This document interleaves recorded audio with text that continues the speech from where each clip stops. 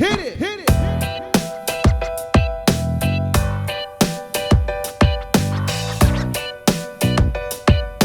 Hello and welcome to the Marla Group YouTube channel. In this video, I'm going to show you how to make the radiating ripple stitch pattern. This stitch pattern is a quintessential stitch pattern for all crocheters. The ripple is used a lot in making afghans or accessories, just like that one behind me. That is the Radiating Ripple Throw. It uses 17 Super Saver colors from Red Heart to complete that beautiful afghan. In this video, I'm going to show you how to make that very simple stitch using just a few stitches instead of the number of stitches that are written for that particular throw. Did I mention that it's a free pattern available over on redheart.com? It totally is. I'll put a link to it down there in the video notes, or you can click right there and get your link or get your pattern right now. Totally up to you. Why don't you look down here and let me show you a little bit about this little swatch. You can see here in the ripple swatch that I showed you that I have gone ahead and changed colors every 2 rows. And I've done that for 2 reasons. One is so that I could see if these colors work really well together. I kind of wanted to see how they played along together, right? The second reason is because you can better see the actual ripple stitch pattern if you change colors. Meaning if this particular swatch was done in just one color, it would be very difficult to see the stitch pattern. But by changing colors every 2 rows, I'm able to see it really well. Now, could I change colors every 4 rows or every 6 rows? Absolutely, totally up to you.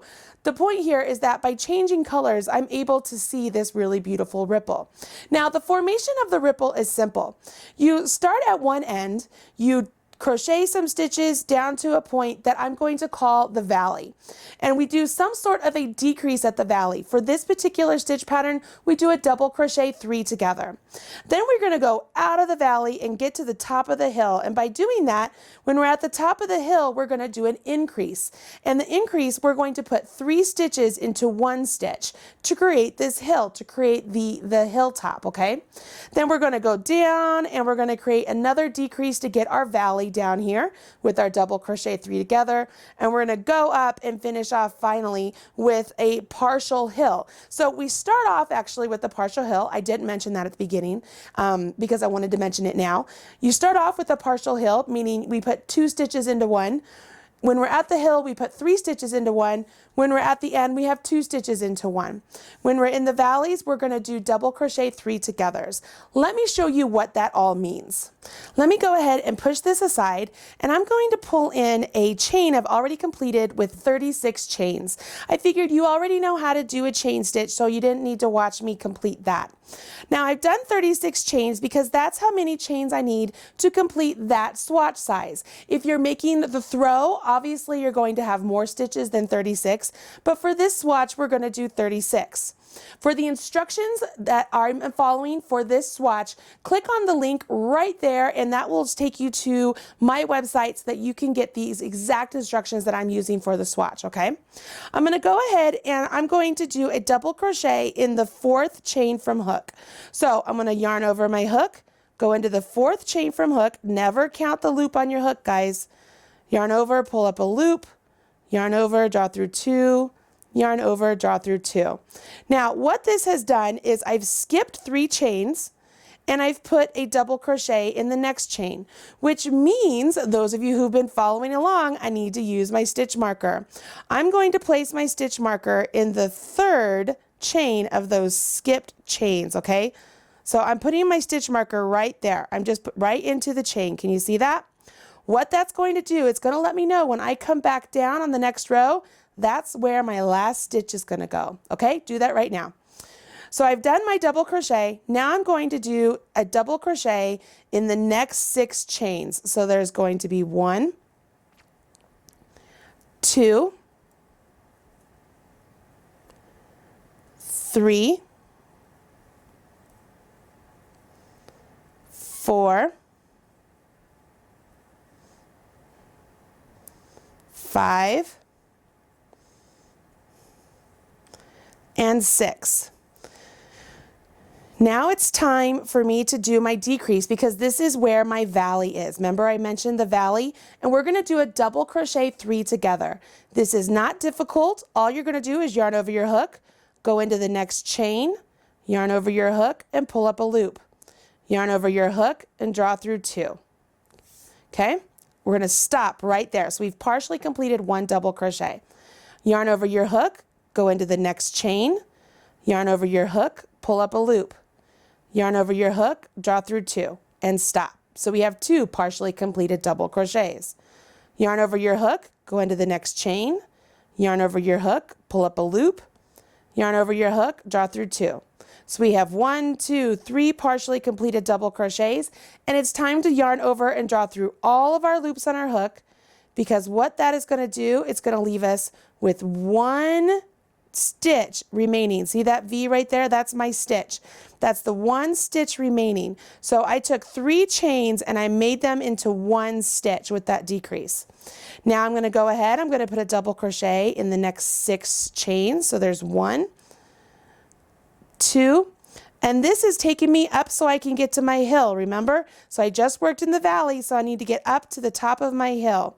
And once I get up there, I'm going to do my increase by putting 3 double crochets all into 1 stitch. Now, I've been talking, so I need to go back and I need to count and see how many double crochets I've done. So what I do is I go ahead, I find my decrease, it's right there.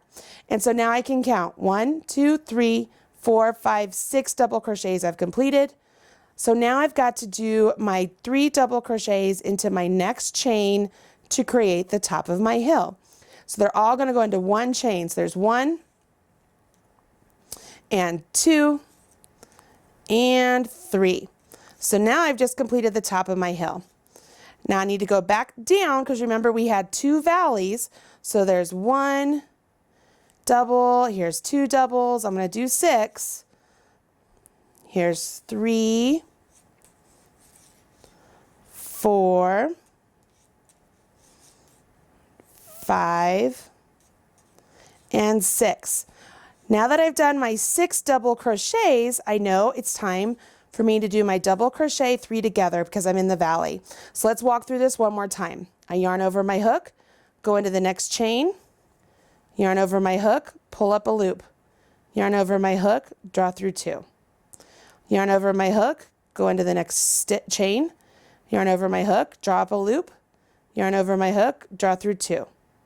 Yarn over my hook, go into the next chain, yarn over my hook, pull up a loop, yarn over my hook, draw through 2. I have 4 loops on my hook, yarn over, and draw through all 4 loops, and that's done.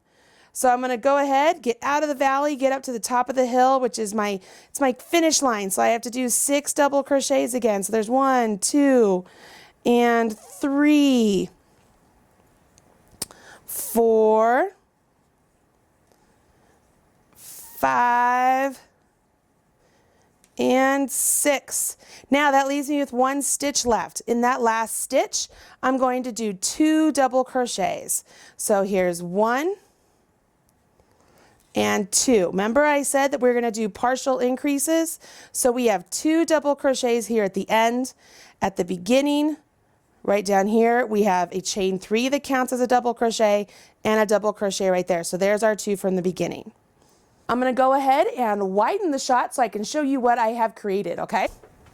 As I go ahead and I lay this out, you can see that the stitch already wants to pull in the valleys and it wants to go out at the hill. So where I've done my double crochet 3 together, it already wants to pull it in. But by doing the corresponding increase with my 3 double crochets at the top of my hill, I get this really nice ripple pattern that's already beginning.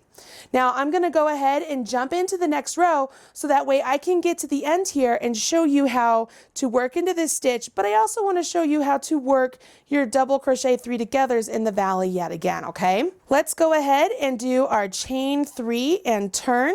You can turn and chain 3, it doesn't really matter, whatever works best for you. Now remember this chain 3, it's going to count as a stitch here because I'm going to yarn over and I'm going to put my first double crochet into that first double crochet, and that's going to give me my partial increase here at the end. So I want to make sure I grab my next stitch marker and I put it into the 3rd chain that I created just so it's hanging out there, okay? You're going to have a marker on either side of your work. So there's one there. Now I need to go down to get to my valley. So I'm going to do 6 double crochets into the next 6 stitches. So there's 1, here's 2, here's 3, 4, 5, and 6. Now it's time for me to do my valley. Now you might be saying, well, wait, Marley, I'm not completely at my center, because here's my center right there. That's the top of my double crochet 3 togethers. Well, we're going to work into the double crochet 3 together with this next double crochet 3 together. You ready? Here we go. Yarn over our hook, go into the next stitch, yarn over, pull up a loop, yarn over, draw through 2. So we just went into the stitch that was to the right of our double crochet 3 together from the row below. Now we're going to do a partial double crochet into the double crochet 3 together from the row below, just like we did. So there's 2, and we have to do 1 more. Okay, so this is going to be my double crochet 3 together. Yarn over, draw through all of them, and what this does is it stacks it right on top of the one from the row below. You see how that works? So now we've got to get out of the valley and get to the top of the hill so we can do our increase. So we have 6 double crochets again to get out of the valley. So there's 1, 2, 3, 4, 5, and 6. One thing you'll notice is your 6th one is going to be into the first double crochet of your 3 double crochets that were in the same stitch. See how that one's in there? The reason is it's the middle double crochet from those 3 from the row below. That's where you're going to put your 3 double crochets for this row. So going into that one stitch, I'm going to put 1, 2, and 3. All of them go into that one stitch, just like that. So I've done my hill. I need to go back down to my valley and work another double crochet 3 together. So there's 1 double, there's 2 double, there's 3 double, 4, 5, and 6. Let's do our double crochet 3 together one more time. Yarn over, go into the stitch, yarn over, pull up a loop, yarn over, draw through 2. I have 3 loops or 2 loops on my hook. Yarn over, go into the next stitch, yarn over, pull up a loop, yarn over, draw through 2. You'll notice that the one I just completed is the top of that double crochet 3 together from the row below. Last one, yarn over my hook, go into the stitch, yarn over, pull up a loop, yarn over, draw through 2, yarn over, draw through all of them. Yeah, we completed our valley and we're going to get the heck out of here. So we're going to double crochet out of the valley with 6 double crochets to the top of our hill where we get to complete a partial hill with 2 increases or 2 double crochets, I should say, into the last stitch. And if I needed to count just to make sure I could find where my double crochet 3 together is and go 1, 2, 3, 4, 5, 6. I'm in the last stitch. You can see I've already have it marked, so I don't even have to wonder where it is. I yarn over and I go ahead and place my 2 double crochets into that marked stitch. Okay? See how that works? Just like that. Now that you know how to increase the stitch pattern, why don't we learn how to change colors so that you too can change colors, okay? What I want you to notice here is I'm at the end of the row of my 2nd row right here, and I've completed 1 double crochet into the last stitch. So I need to do 1 more. So I go ahead, yarn over my hook, go into my last stitch, yarn over, pull up a loop, yarn over, draw through 2. But right now, because I want to change colors on the next row, I'm going to go ahead, I'm going to grab my new color, and I am going to just hold it. Can you see? I'm just holding it right next to my old color behind, just to give it some stability. And I make sure I'm always leaving 4 to 6 inches, you guys. Make sure you leave a nice long tail. You'll be thankful at the end. I hold it back there. I'm going to yarn over with my new color and pull through those stitches with my brand new color. What this does is it allows the new color to be on my hook, but it also allows the old color to just be white. Like there is no blue fade through right there. It's all white. I can go ahead and carry on with my new color by doing my chain 3 and turn. I've went ahead and I've snipped my old color, leaving a really nice long tail so you don't have to hang on to it anymore. and I would carry on with my stitch pattern, which we know at this point, I'd put a double crochet right here into this first stitch, and then I have to go down my valley, so I would put a double crochet in the next 6 stitches.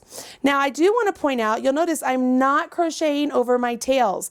The reason is, if you're going to do all of these color changes, if you were to crochet over your tails, all of those would eventually work their way out with use. So you want to go ahead, leave a nice long tail and weave those in when the piece is all done. I can set this down and you can see I've gone ahead and woven in my ends already, and you can't tell, okay? And they are not going to come undone. It's not going to be completely unsightly. If you're going to put all this work into something colorful like a chevron stitch pattern that changes colors every 2 rows, please, please, please do yourself a favor, leave a long tail and take the time to weave in your ends instead of just working over them as you crochet, because you want this to be beautiful and remain that beautiful piece that looks like it is purchased at a store instead of a bless your heart, you made that, didn't you? I know you guys are going to absolutely love working up this Radiating Ripples Throw. If you do, please share with us on the Facebook page over at Red Heart. It's just facebook.com/Red Heart. You can also join my Facebook group, which is Marley Bird, and enjoy all of the excitement that we have over there as we share different patterns that we're working on or different things that have been released for the Marley Bird pattern line, whatever it may be. We would love to have you join us there. I hope you guys enjoyed this video and you will give me a thumbs up and hit subscribe so that way you're up to date whenever there's a new video released. I'm Marley Bird, proud spokesperson for Red Heart Yarns, and I will talk to you again soon. Bye.